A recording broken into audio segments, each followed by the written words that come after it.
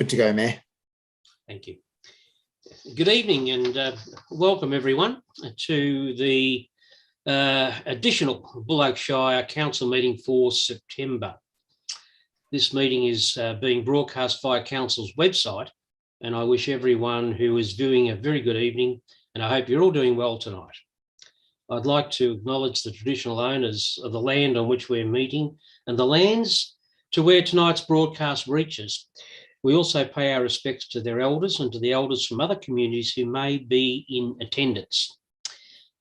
Now, just in terms of housekeeping, the evening we'll be holding a virtual meeting of the Buloke Shire Council. Throughout the meeting, councillors must be able to see and be seen, hear and be heard. To ensure we are meeting these guidelines, we will commence with a roll call of councillors to establish they are fully connected. Lower Avoca Ward, Councillor Carolyn Stewart. Yes, I can see everyone and hear everyone. Thank you. Thank you. Melly Ward, Councillor Alan Getley. Good evening, Mayor and fellow councillors and staff. I can hear and see everybody. Thank you. Thank you. Deputy Mayor, Councillor David Viss. Yes, I can hear and see everyone. Thank you. My fellow Mount Jeffcott Ward councillors, Councillor Graham Milne. Thank you, Mayor. I can see everybody and hear everybody. Thank you. Thank you. And Councillor Bronwyn Simpson. Thank you, Mayor. I can see and hear everybody. Thank you. If a conflict of interest is declared, the council or councillors who has the conflict will be removed from the meeting completely for that item and be reinstated after that item has been dealt with before the meeting can proceed. Councillors will vote by showing their hands, making sure their raised hand is within shot. If any councillors lose connectivity during the meeting will be suspended until connection is restored for all councillors. If councillors broadcast to the council meeting experiences technical difficulties and drops out, the meeting will be adjourned for 30 minutes to re-establish connection. Thank you, councillors, for that. Now, do we have any apologies for tonight's meeting? Councillor David Pollard, I believe, is an apology. Thank you, Mr. Judd, for confirming Correct, that. Mayor. Any other apologies? Thank you, councillors. No. At this stage, are there any declarations of pecuniary and conflicts of interest, councillors? No, thank you, councillors.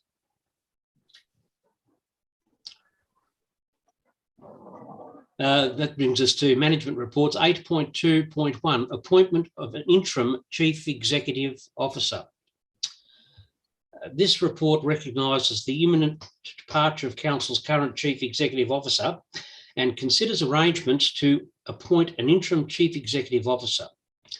This report and appointment of an interim CEO ensures that there is a period of transition enabling support from the current CEO to the interim CEO until such time as a new CEO is appointed and permanently in place.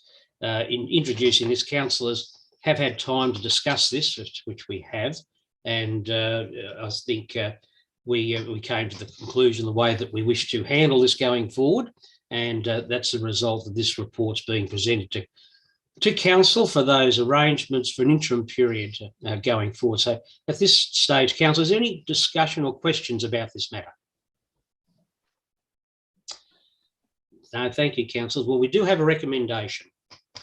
The council appoint Wayne O'Toole as interim chief executive officer of the Buloke Shire Council from 4 October 2021 until a new chief executive officer has permanently commenced duties, or council resolves to appoint an alternative interim chief executive officer.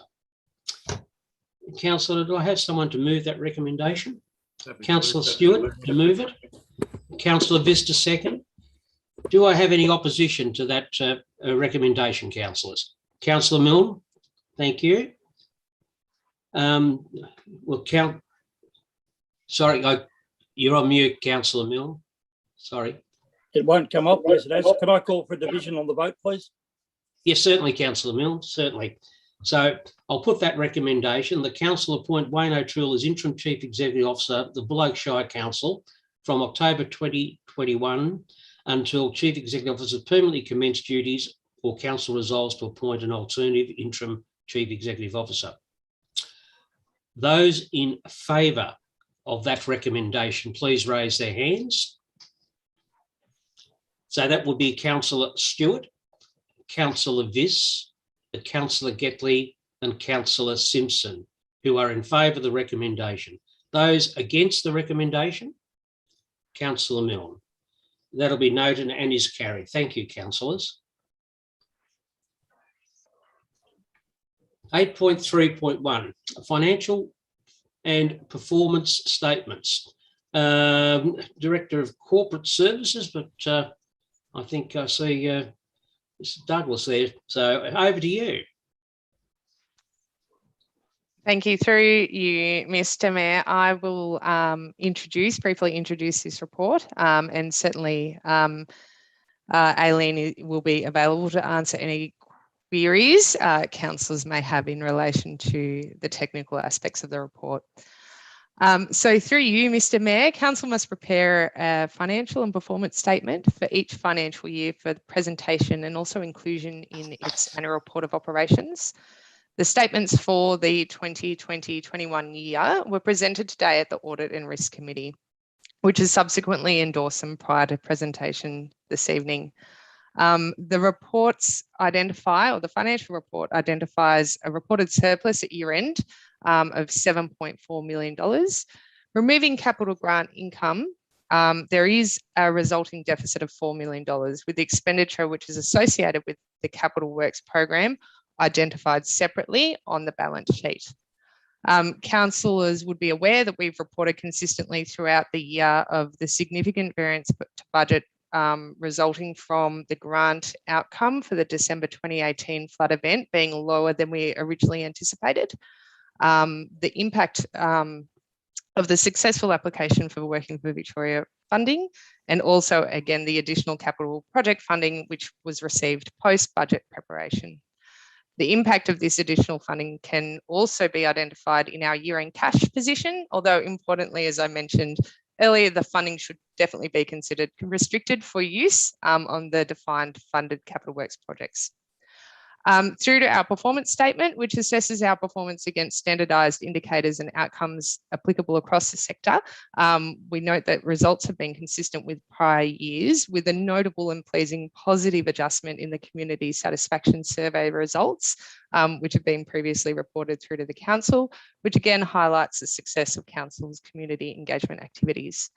I'm pleased also to report to the council that there have been no matters raised in VAGO's management letter to the council or the audit committee. This report recommends that council approve in principle the 2021 statements and authorises the mayor and the deputy mayor to sign these on behalf of the council. Thank you, Mrs. Yu. Councillors, are there any questions at this stage, please? No? Thank you, councillors. Just, I suppose, way of background, this was presented to audit today, and I think it'd be fair to say that they were very pleased with the outcome and congratulate the staff on the work that's gone into that preparation of these reports and all other matters associated with it.